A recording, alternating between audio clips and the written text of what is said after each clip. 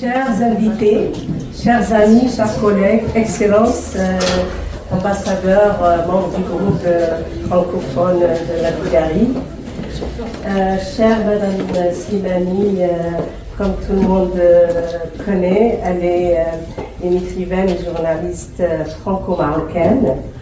Chère Excellence Joël Mayer, ambassadeur de la République française en Bulgarie, ils sont tous charmantes tous qui sont avec nous ce soir.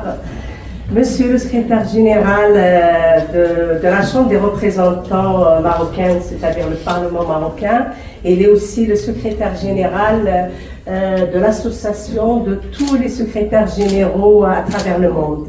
Voilà, c'est une coïncidence, une belle coïncidence que vous soyez avec nous ce soir. Je vous souhaite tous et toutes la bienvenue à la résidence du Maroc, donc à l'occasion de cette réception que j'organise conjointement avec son Excellence Joël Mayer, ambassadeur de France en Bulgarie, à l'occasion de la visite en Bulgarie de l'écrivaine franco-marocaine Madame Leïla Slimani. Une petite présentation, tout le monde la connaît, ça j'en suis sûre, mais quand même pour ceux qui n'ont pas une idée exactement de son parcours. Native de Rabat, d'une mère française et d'un père marocain, Madame Leïla Slimani est une écrivaine et journaliste franco-marocaine de langue française. Après son enfance à Rabat, puis de brillantes études à Paris, l'écrivaine franco-marocaine a connu son premier beau succès avec son roman publié chez Gallimard en 2014, qui s'intitule « Dans le jardin de l'ogre », sur l'un des sujets tabous en Afrique du Nord qui n'est autre que l'addiction sexuelle féminine. Son second roman, « Chanson douce », qui a fait d'elle un phénomène littéraire et médiatique, a été récompensé par le prestigieux prix Goncourt en 2016. Durant la même année, elle publia son roman « Le diable est dans les détails », on le dit tout le temps dans nos conversations. En 2002, elle a publié un autre roman, « Le pays des autres », sachant que la liste n'est pas exhaustive, puisque Madame Slimani a publié de nombreuses autres œuvres littéraires aussi connues les unes que les autres, dont de nombreuses ont été traduites dans plusieurs langues, peut-être 40 langues, de ma vie. L'inspiration de Madame Slimani résulte du regard libre qu'elle porte sur les faits d'actualité qui font sens pour elle, n'est-ce pas? Résolument engagée contre les fanatismes, elle est une fervente défenseuse de l'égalité des chances, de l'égalité entre les hommes et les femmes, de l'éducation citoyenne, de la différence légitime et des voix dissonantes au sein de nos sociétés. Durant son parcours littéraire, l'écrivaine franco-marocaine Leïla Slimani est devenue une importante actrice et autrice de la scène littéraire francophone. Et c'est à juste titre, qu'elle a été nommée en 2017 représentante personnelle pour la francophonie du président français Emmanuel Macron. C'est ce qui explique notre engagement commun avec son Excellence Joël Mayer, ambassadeur de France, et moi-même avec ma double casquette d'ambassadeur du Maroc et aussi en ma qualité de présidente du groupe des ambassadeurs francophones en Bulgarie. L'écrivaine franco-marocaine Leïla Slimani est en visite en Bulgarie les 9 et 10 du mois courant pour participer à la 11e édition du Festival littéraire international de Sofia, organisé dans le cadre de la foire du livre. Durant sa visite à Sofia, notre autrice francophone a un programme très chargé, participant entre autres aujourd'hui à une conférence littéraire à l'Institut français en partenariat avec l'établissement spécialisé de la francophonie pour l'administration et le management, que tout le monde connaît sous forme de ESFAM, aux côtés d'autres personnalités. Alors, demain, Madame Slimani prendra part à une discussion littéraire au Palais de la Culture NDK pour ceux qui seront intéressés, aux côtés de l'écrivain bulgare Gori Gospodinov, que nous saluons ici parmi nous. Merci de nous avoir fait l'honneur de votre présence. Et qui a bien sûr remporté le prix international Booker Prize pour son roman Le pays du passé, en rappelant que Madame Slimani était la présidente du jury au titre de ce prix. Ce soir, nous sommes heureux donc de vous accueillir toutes et tous pour cette réception organisée conjointement par les deux ambassades de France et marocaine et avec le chapeau du GAF, le groupe des ambassadeurs francophones. Donc, nous avons tous l'honneur de vous accueillir, Madame Slimani, à cette réception à laquelle nous sommes honorés aussi d'avoir notre secrétaire général du Parlement marocain et secrétaire général des parlements, de l'Association des parlements au niveau mondial.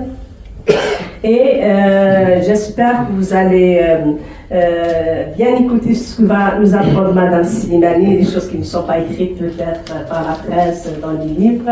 Elle va vous parler un peu de son itinéraire, comment elle est devenue écrivaine, comment c'est devenu une passion pour elle. Et par la suite, on aura le plaisir, avec son Excellence l'ambassadeur de France, de vous inviter pour faire honneur à une cérémonie de thé et à un peu de l'art culinaire marocain. Vous êtes les bienvenus. Pour le moment, j'ai le plaisir de vous offrir ce bouquet. Merci.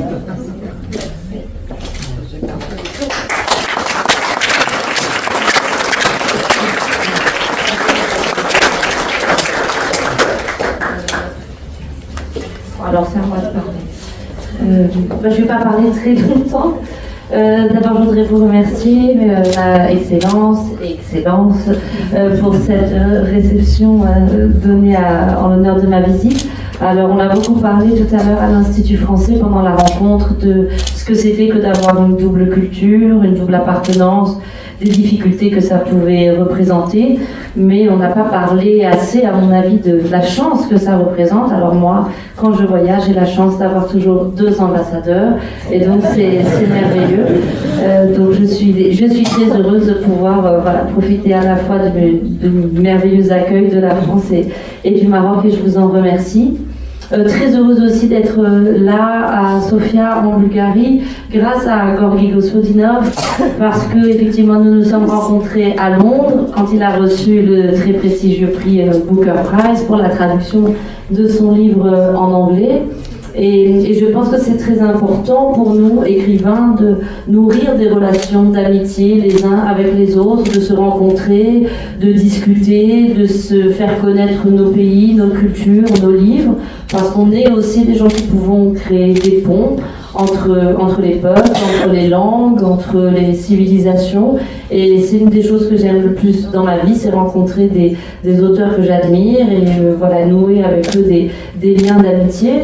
Et quand il m'a proposé de venir à Sofia au festival, alors il m'a dit: est-ce que tu veux venir en Bulgarie en décembre? Au début, je me suis dit bon, j'étais pas sûre, mais j'ai trouvé que c'était une bonne idée, puis j'avais envie d'avoir cette rencontre avec lui. Et c'est un pays dont je parlerai à mes autres amis écrivains. J'en parlais tout à l'heure, on a eu un public cet après-midi très chaleureux, très attentif, très content de pouvoir discuter de tous ces thèmes. Et c'est important que les écrivains sortent aussi de leur confort et des sentiers habituels littéraires pour aller dans d'autres pays et pour soutenir la traduction partout où c'est possible. Je ne crois pas être quelqu'un de naïf, ou je ne crois pas être d'un optimisme béat, mais j'ai le sentiment qu'on vit une époque très sombre, une époque particulièrement angoissante, où on a besoin de voix qui défendent la concorde, qui défendent l'amour, qui défendent le dialogue entre les peuples, qui défendent la possibilité de vivre ensemble sans être forcément d'accord, mais en continuant des débats jusqu'au bout de la nuit, sans que cela ne mène ni à l'insulte ni à la violence. Et je pense que c'est un des devoirs des écrivains de faire ça. J'ai la chance de venir de 2 très beaux pays, la France et le Maroc, 2 pays où on accorde de l'importance à l'amour, à l'amitié, au bien vivre, à la concorde, à l'accueil, à l'hospitalité. Et j'espère dans mon travail, dans mes voyages, être à la hauteur de cela. Et je crois que le monde en a bien besoin. Donc je vous remercie tous d'être venus ce soir, et je suis très heureuse d'être là. Merci beaucoup.